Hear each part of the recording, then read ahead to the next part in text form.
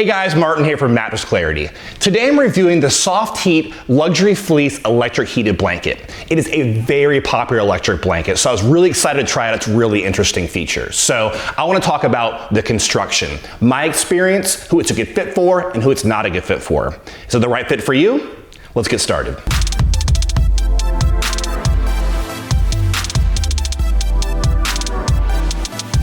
So I want to talk about the design of the SoftHeat here, but I also want to say, if you want to check out my list of top picks for electric blankets, Google Mattress Clarity Best Electric Blanket. Also, and I say this in all my electric blanket reviews, if you are using a blanket like this, definitely be careful with use. There is a chance of overheating, so unplug it when you're not using it.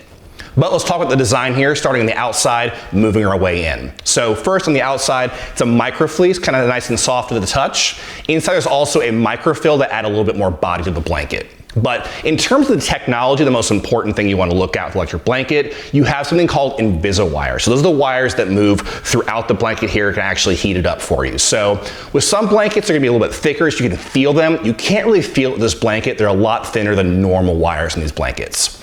Also, in terms of the distribution of heat, these blankets, these wires are actually spaced closer together, only 3 inches versus 5 inches, which you find on some blankets. So with that, better heat distribution as well.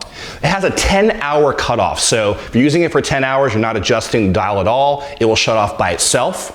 In terms of voltage, it's very important with electric blankets. It's under 25 volts, so definitely a low voltage blanket. Now, in terms of controlling the heat, you have 10 heat options. You use this controller here. You go from low all the way to 10. That's gonna be the highest. You also have an on and off button, so a pretty simple configuration.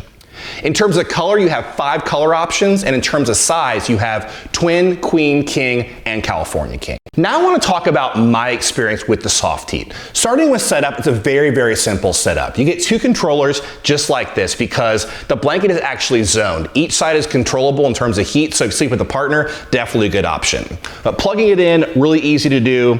Plugs in like that. You plug this into a wall. Has a really nice long cord, so no real issue with it kind of being pulled out when you're moving around, so really nice because of that. Simple controls here.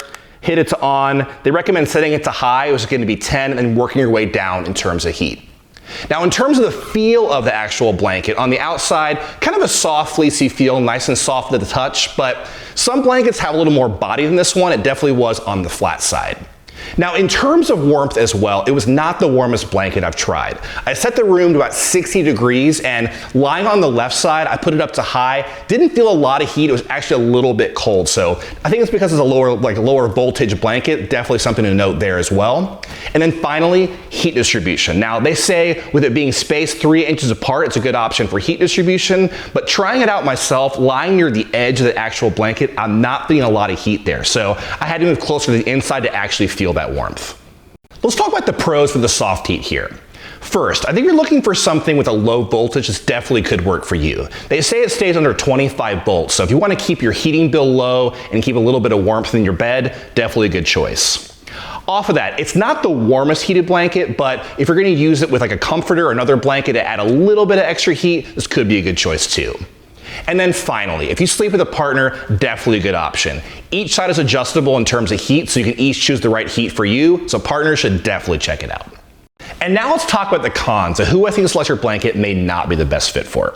First off, just speaking about loft and fluff, this is not the loftiest electric blanket that I've tried. It's definitely on the thinner side. If you like something with more body, I would look elsewhere. Also, speaking about heat, it is not the hottest electric blanket I've tried as well. So it's on the lower side in terms of heat. The heat distribution is not fantastic, so definitely take note of that too. And then finally, just a note about the controller. It's on the simpler side, it's a little bit flimsy, so definitely just something to take note of if you want something more complex or something that's gonna last a little bit longer. In the end, I think the SoftHeat is a great option for people who want something on the low voltage side, something that's good for couples as well. However, if you want something that's going to be a little bit fluffier with some more heat, I would look elsewhere. But you should know if it's the right choice for you. If you're still a little bit confused though, you want a personal recommendation, just leave a comment below.